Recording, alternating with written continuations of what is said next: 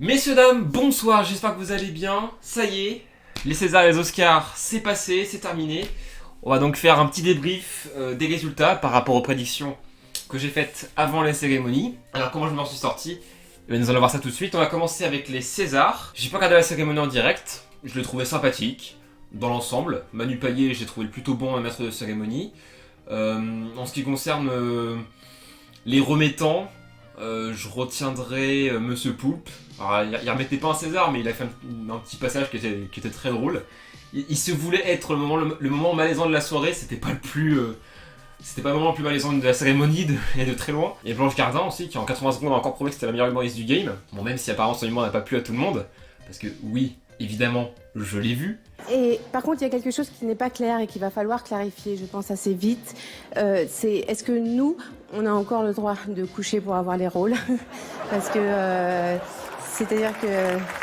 Bon, hein, ça peut arriver, c'est pas très grave. Après bon, ça a un peu fait polémiquer, vraiment. Twitter, il en faut des polémiques un peu pourries de temps en temps, sinon ils s'ennuieraient. C'est pour ça que j'ai décidé de venir en noir. On y va. Meilleur film étranger, c'est Faute d'amour qu'il a eu. Tout va bien, c'est ce que j'avais dit. Premier point. Meilleur film d'animation, c'est Le Grand Méchant Renard et autres contes qu'il a eu, et non pas Zombielénium. Ça a l'air tout à fait mérité. Les rares images que j'ai pu voir du film, ça avait quand même l'air très, très bien fait, très beau. Zombielénium m'intéresse toujours, hein, vous inquiétez pas, je le mettrai. Meilleur premier film, c'est Petit Paysan qu'il a eu, et non pas Patient, que j'ai d'ailleurs eu le temps de voir entre la vidéo prédiction et cette vidéo, et j'ai trouvé très très bien. Mais ça fait quand même très plaisir pour Petit Paysan, c'est plutôt cool, même si c'est... Bah du coup, ça... Bon voilà, j'ai pas eu le point encore une fois. Mais voilà, c'était assez inespéré, je m'attendais vraiment pas à ce qu'il le gagne. Mais voilà, il a gagné, donc c'est plutôt cool, hein. Je trouve que ça reste mérité, je trouve. C'est encore une fois un film que j'ai beaucoup aimé. Meilleure musique originale, comme prévu, c'est Arnaud Robotini qui l'a eu pour 120 battants par minute. C'était ma prédiction, mais c'était pas du tout mon souhait. Mais bon, il s'est fait pardonner, il a fait un très joli discours. Et on sentait qu'il était ému, c'était très touchant. Donc voilà. Mais la musique, j'accroche toujours pas. Mais bon. Deuxième point donc. Meilleur son, c'est Barbara qui l'a eu. Troisième point. Amplement mérité, j'ai rien à rajouter. Meilleur montage, encore un point, ça en fait 4 maintenant. 120 battants par minute l'a eu. Et c'est encore une fois largement mérité, rien à dire. Meilleure photographie. Et cinquième point, puisque c'est Au revoir là-haut qui l'a eu. Ça me semblait une évidence. Tous les prix qu'il a gagnés, on va y venir, tous les prix qu'il a gagnés m'encouragent encore plus à le regarder. Meilleur costume, là en revanche, c'est Au revoir là-haut qu'il a eu également, au détriment de Barbara, qui était ma prédiction. C'est là que je me rends compte que j'aurais dû faire confiance en mes goûts, parce que si j'avais suivi mon prix personnel, ça m'aurait fait un point de plus. Meilleur décor, c'est Au revoir là-haut qu'il a eu, et non pas La promesse de l'aube. J'aurais dû suivre encore une fois mon prix personnel. Meilleure adaptation, Au revoir là-haut encore une fois, 4 à la suite, au détriment de Patient. Voilà, parce que je voulais donner un petit peu à Patient. J'ai bien fait. Certainement mérité, je sais pas. J'ai toujours pas vu le film, hein. Très bientôt, je vous promets. Meilleur scénario original, c'est 120 battants par minute qu'il a eu au détriment de Grave. Et là, ça fait un peu mal. Mais bon, c'était une de mes prédictions les plus risquées.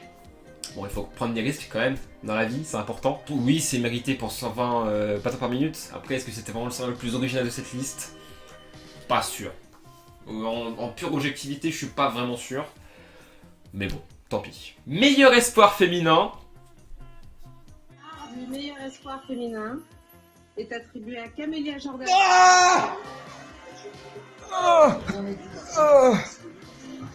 Non!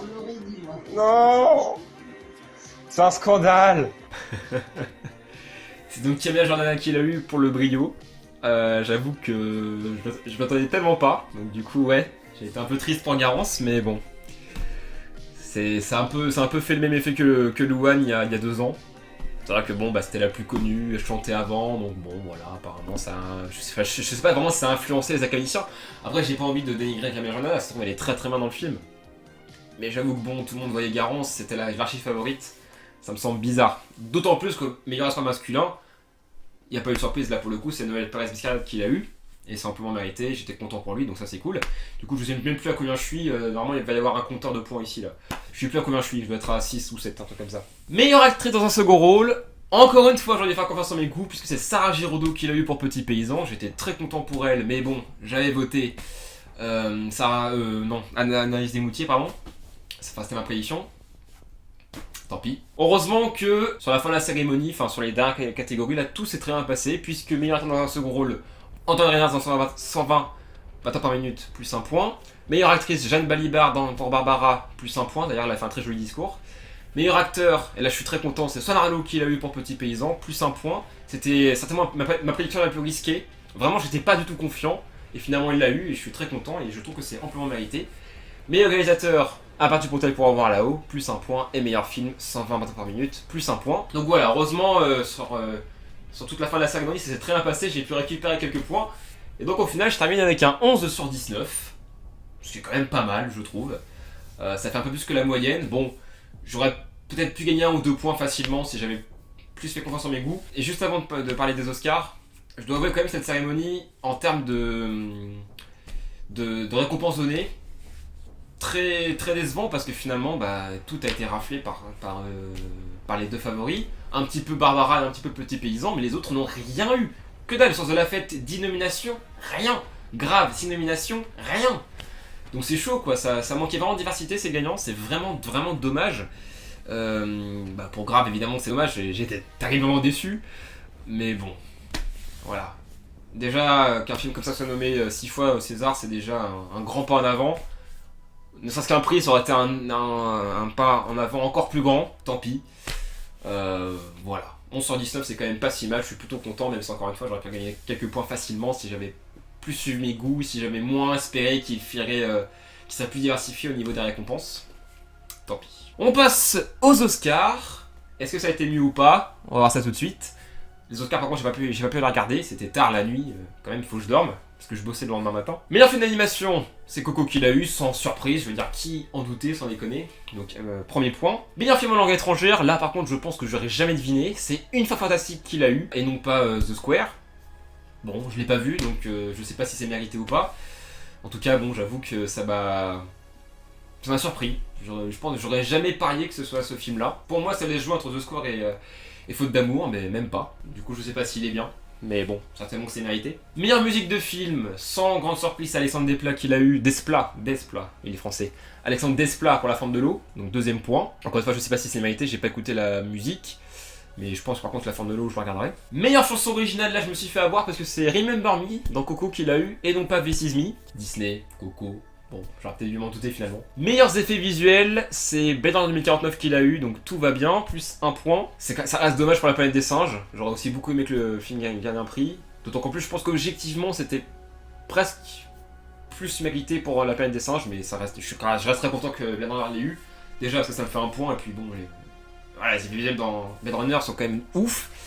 Hein, tant que c'était pas Kong ou je ne sais quoi, ça va.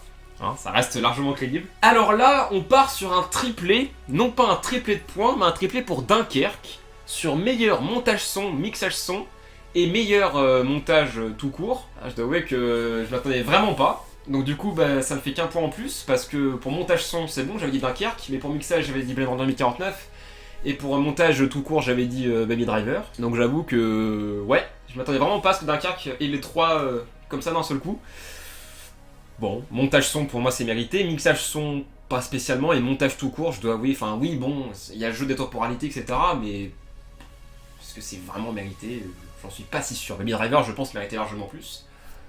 Mais bon, hein, tant pis. Meilleure photographie, tout va bien, ils l'ont filé à Roger Deakins pour mettre dans 2049, j'ai envie de dire... Heureusement, parce que là franchement s'il avait pas donné ça aurait été un scandale. Très content pour Roger Deakins, c'était sa 14e nomination je crois, un truc comme ça. C'est son premier Oscar, ça paraît fou mais c'est son premier Oscar.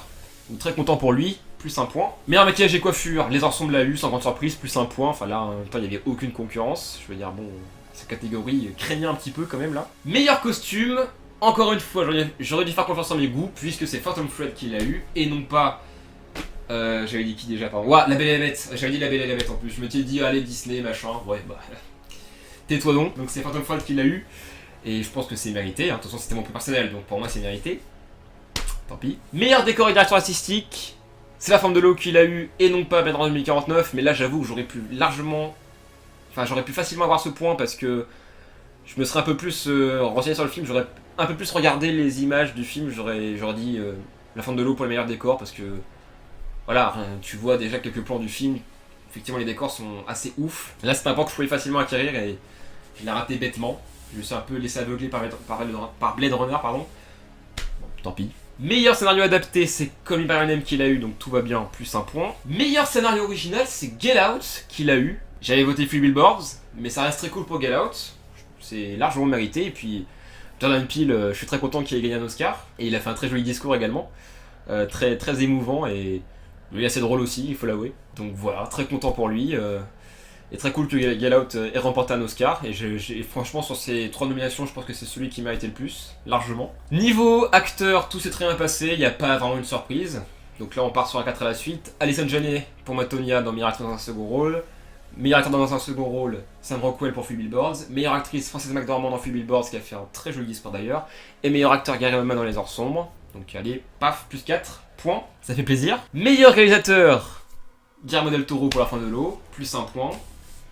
C'était quasiment évident, c'était acté. Et alors, meilleur film, bah, je me suis fait complètement avoir, j'avais fait une théorie de ouf et tout, j'avais développé toute une thèse en disant oui, mais La Fin de l'eau n'aura jamais mis l'Oscar du meilleur film, il file l'Oscar du meilleur film jamais au favori, à un film qu'on va enrôler dans 3 mois, etc. Et boum, La Fin de l'eau l'a eu. J'avoue que là, je me suis fait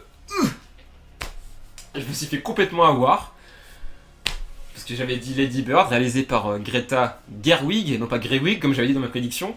Je viens de m'en rendre compte là, il y a quelques jours qu'on disait Greta Gerwig et non pas Greta Gerwig. Donc oui, La Fin de l'eau l'a eu. Je dois avouer que c'est assez étonnant, je m'attendais vraiment pas.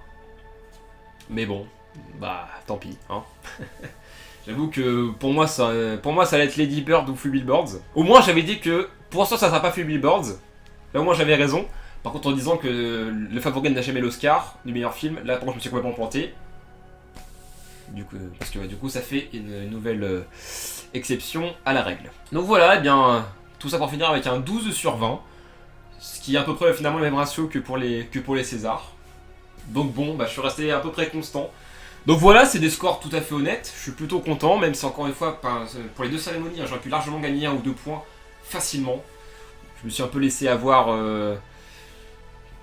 par divers trucs, je me suis dit non mais là c'est trop facile et tout. Enfin, il y a des trucs où je me suis dit ça va être trop facile, et finalement ils se sont tombés en plein dedans. Donc bon, que ce soit pour les Césars ou pour les Oscars, il y a eu finalement assez peu de surprises. Mais au moins les Oscars a un peu plus diversifié ses gagnants.